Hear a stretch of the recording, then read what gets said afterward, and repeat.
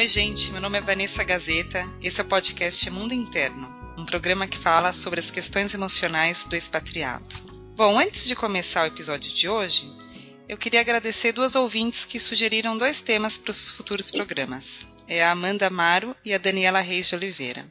A Amanda nos sugeriu um tema que abordasse a dificuldade de lidar com a felicidade que se sente no novo lugar, sem que isso magoe a família. Acho que talvez ela está se referindo aí à culpa que dá, né, de você estar sendo feliz num lugar e não poder demonstrar isso tão claramente para a família, que pode se sentir deixada de lado ou com menos importância nessa hora. E o segundo tema sugerido pela Daniela foi a pauta sobre como é para as mães e a família de quem se mudou.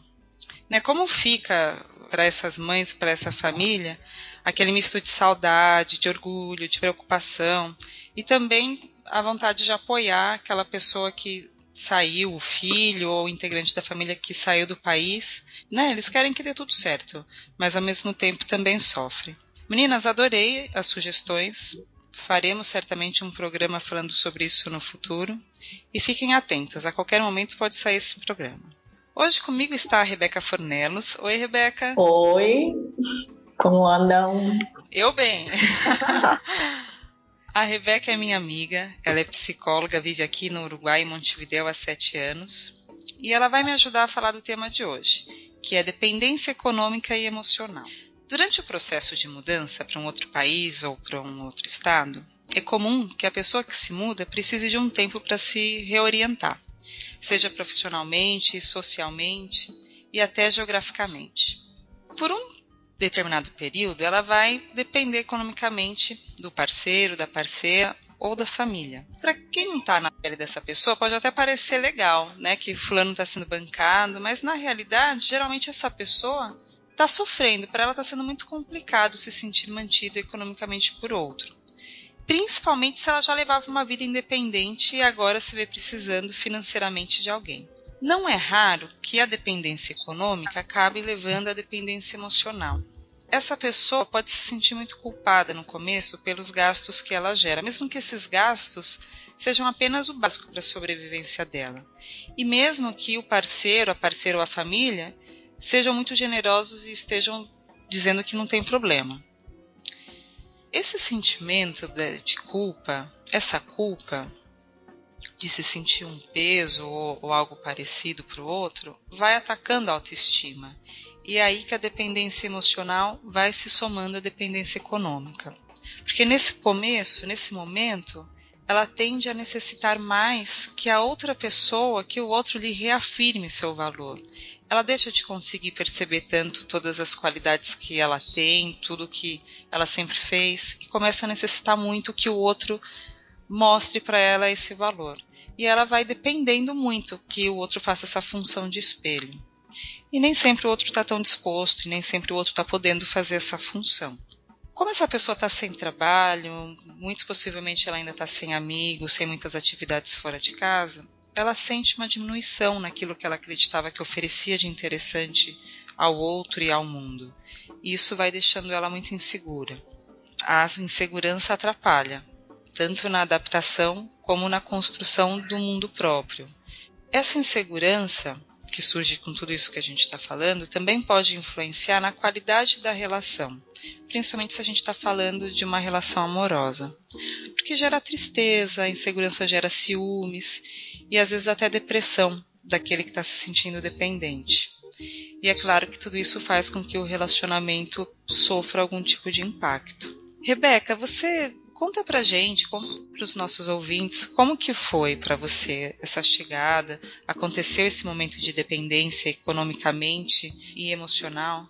Sim, totalmente. Até porque quando eu saio de lá no Brasil, e eu estava numa situação profissional muito boa, né? E de repente a decisão de vir viver em Montevidéu e começar do zero, porque não era só eu que começaria do zero. Meu marido, na época, também começaria do zero. Eu já sabia que, de alguma maneira, seria difícil, né? A gente já tinha conversado que a situação econômica da gente mudaria muito. Mas não imaginava que seria tão difícil. Rebeca, o seu ex-marido é uruguaio. Sim, é uruguaio e vivia lá em Recife, já fazia muitos anos. E nos conhecemos lá e por um motivo de uma situação familiar que ele tinha que dar conta aqui, teve que voltar. Eu tive que, nesse sentido, mudar minha vida para acompanhá-lo. Essa coisa de chegar em outro lugar, você perde um pouco da identidade, né, da sua identidade. É uma adaptação geral a tudo, ao idioma, ao clima, à comida, às pessoas, ao casal, que certamente é um casal novo, não era o casal que funcionava no outro país, né? Até porque entram outros personagens também e sim, é uma adaptação geral, né? E eu como psicóloga não pude de pronto trabalhar como psicóloga. A ideia era trabalhar com ele. Como a gente tinha um negócio de comida, né? Mas trabalhávamos com alimentação. E eu tive que ser vendedora, vender comida de uma hora para outra, quando nunca tive nenhuma experiência com vendas. Mas fui fazendo aí também, né? E até gostei da situação, de essa coisa nova, entra gente, sai gente. Mas sim, te leva a depender muitíssimo, não é? Realmente era uma dor para mim no começo, porque eu era muito independente lá no Brasil e aqui a gente tinha que dividir tudo. Dividíamos carro, dividíamos o trabalho, passávamos o dia inteiro juntos fazendo as mesmas coisas, né? Então não havia como não gerar essa dependência emocional que você fala e financeira, porque afinal de contas o negócio era dele, né? Eu estava trabalhando com ele enquanto eu não podia fazer a reválida do meu título e encontrar o caminho das pedras para tal, né? Mas as decisões financeiras eram ele que tomava. Claro, isso. Em um momento, como psicóloga, né, que começaram as dores no sentido de, que difícil que é estar numa situação de dependência quando eu era tão independente. E resolvi fazer terapia e assim, conto assim um caos, né, uma situação de que ia fazer terapia e ele sempre me deixava, né, na terapeuta e antes de descer do carro eu dizia, me dá aí o dinheiro da sessão. Mas era a coisa mais horrível do mundo, que eu nunca tinha precisado, depois de adulta, pedir o dinheiro para pagar a minha sessão de terapia, porque era ele quem manejava o dinheiro. Então era uma situação bem, para mim, muito, muito pesada, que me rendeu algumas dores e mexeu totalmente com a minha autoestima, com o protagonismo da minha vida, né? Então assim, que palavra boa, Rebeca. Acho que deixar de ser protagonista da própria vida é uma dessas coisas que a gente está falando sem perceber, mas é uma palavra fantástica. Define muito bem essa coisa de você sair de cena e se sentir muito pequenininho, né? Claro, né? De repente eu deixei de ser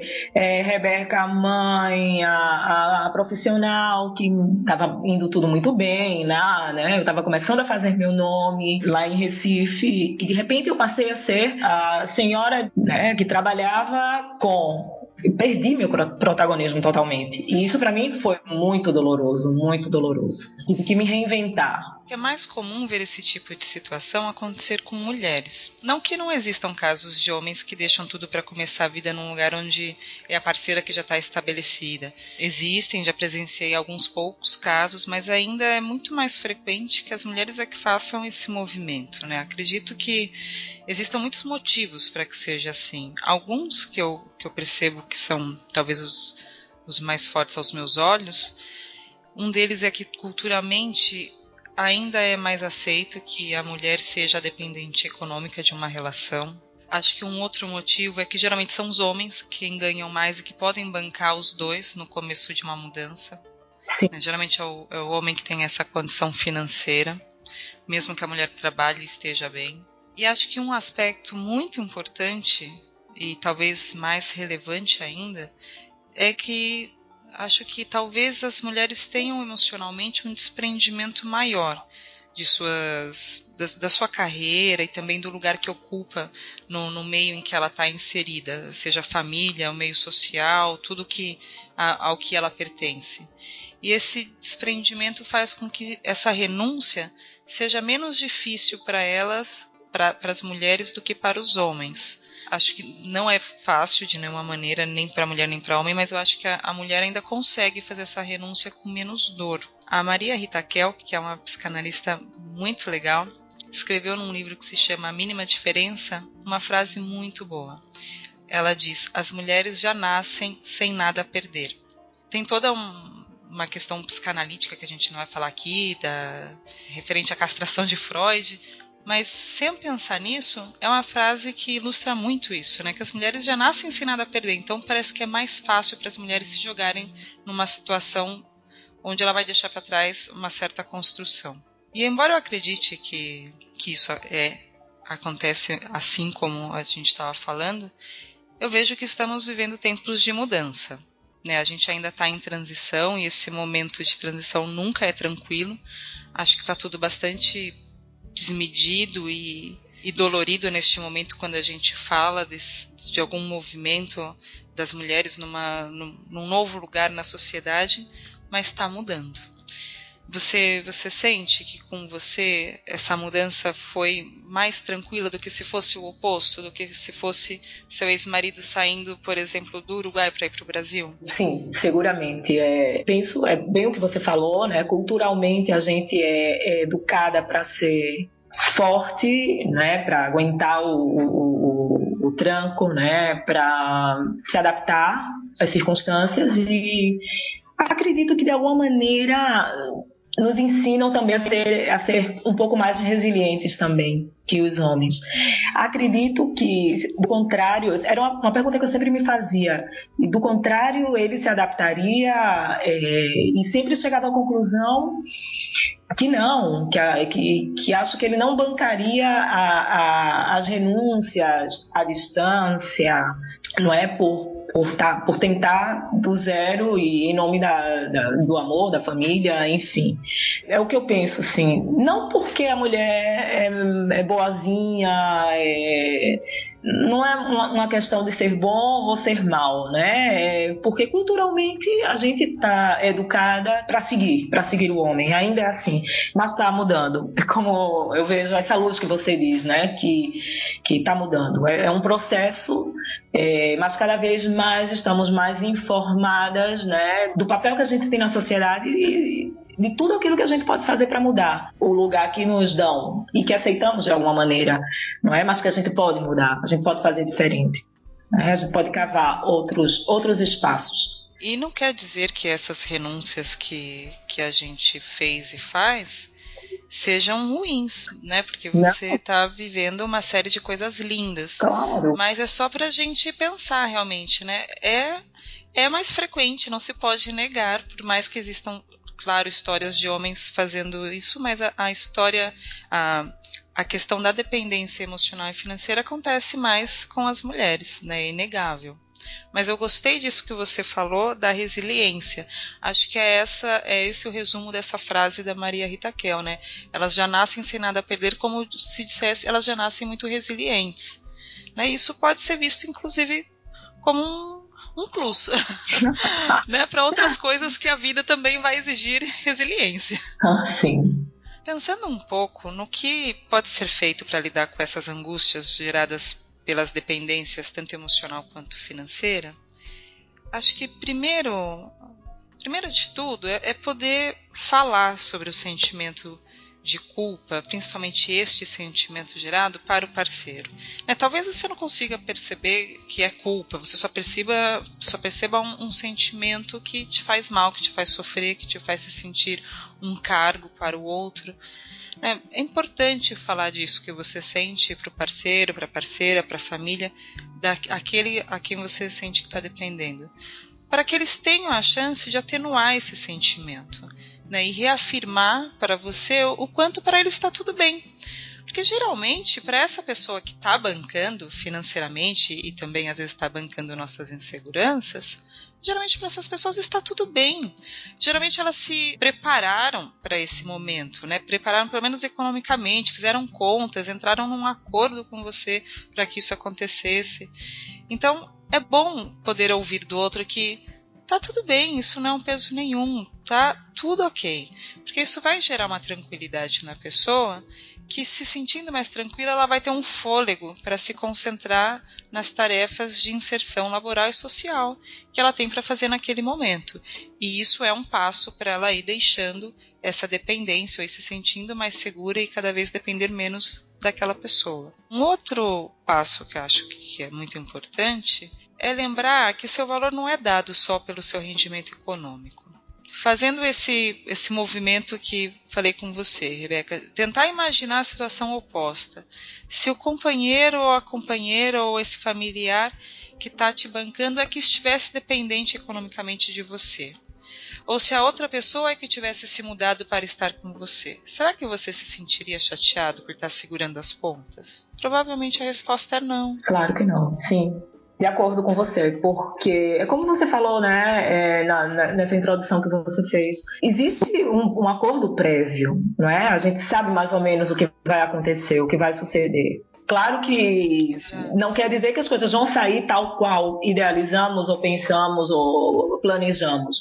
No decorrer do caminho, a gente vai vendo o que fazer com o que foi acontecendo no meio do caminho, né? Mas, assim, a princípio, sim, existe um acordo, né? Um acordo tácito, tá? Vai ser assim. Né? A gente vai tratar de fazer as coisas dessa maneira. Acredito que os acordos prévios definem um monte de coisa. A questão é seguir escolhendo o que foi acordado. Sim, pode ser que a sua escolha mude no meio do processo e é muito justo que você, quando eu digo você, digo claro, todo geral, mundo, que possa... Que a pessoa possa rever suas escolhas a todo momento. Claro. Né, para que isso sempre seja uma opção, para que isso seja sempre o mais perto do prazer possível e não algo que não se pode pensar, algo que não se pode questionar e que aí vira uma prisão. Uhum.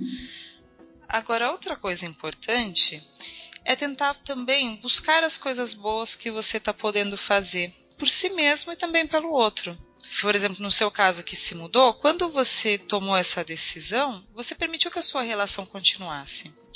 Né? E foi algo que foi bom tanto para você quanto para o seu ex-marido, que naquele momento também pôde continuar junto com você.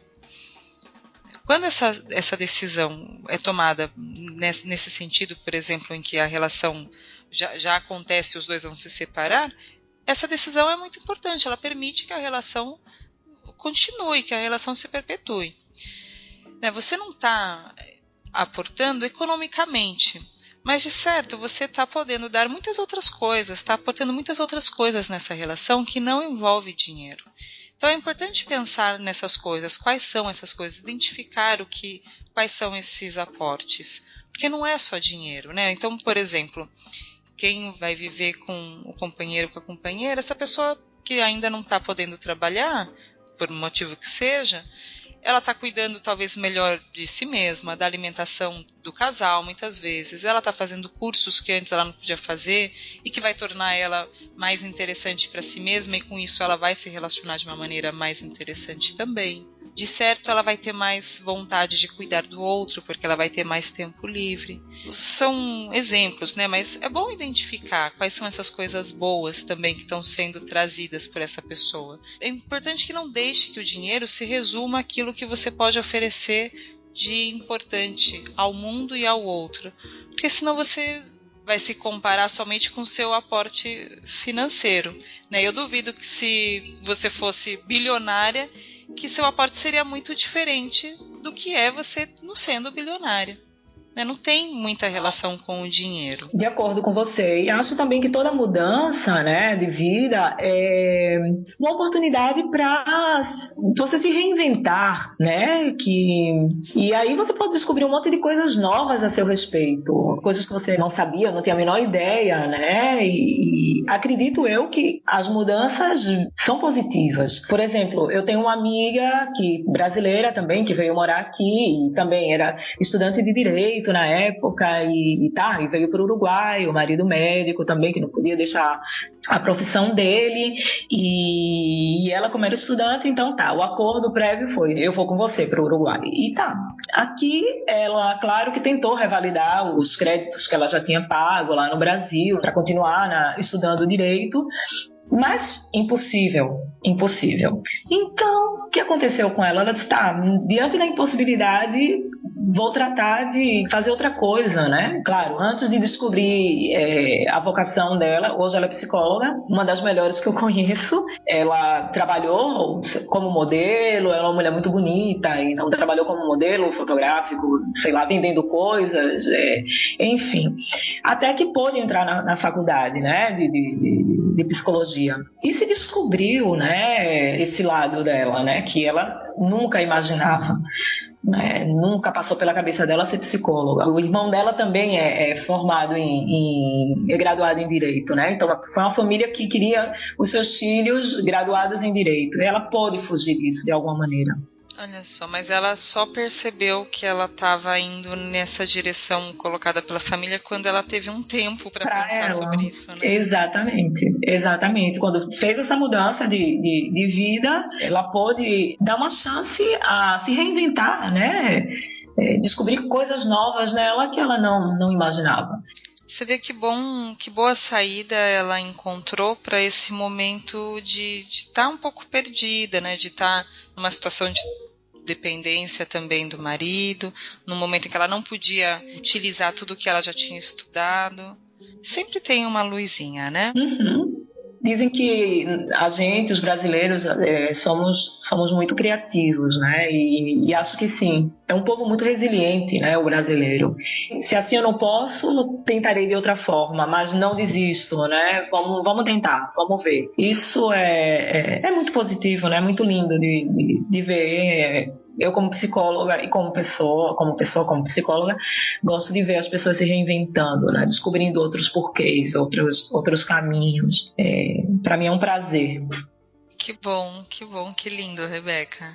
Bom, por hoje nós vamos ficando por aqui. Espero que vocês tenham gostado. Quem quiser saber mais sobre temas relacionados à vida emocional do expatriado, entre no site mundointerno.com, lá eu escrevo outras coisas. E deixem aqui nos comentários o que vocês acharam sobre o programa, sugestões para os futuros programas, a gente sempre lê tudo. Rebeca, tem mais alguma coisa que você gostaria de falar, de colocar? Não. Já posso me despedir e um grande prazer participar e aprender com você também, né? Ai, que honra! Honra minha. Obrigada pela oportunidade, obrigada pelo convite e sempre às ordens. E, por último, mas não menos importante, o Onden está com uma campanha de financiamento coletivo na plataforma Apoia-se. O link para quem quiser está aqui embaixo no post. Terão brindes muito legais para quem puder contribuir. E quem quiser ajudar também pode comprar produtos na lojinha do Facebook do Onden. O link também está aqui no post. Tudo foi feito com muito estilo e carinho, tem camiseta, caneca, caderno, porta-copo. Além de você ter um artigo super descolado, ainda ajuda a gente a manter o programa e seguir melhorando a qualidade. É isso, pessoal. Um beijo grande e fiquem bem. Tchau. Tchau, Rebeca. Tchau, beijos.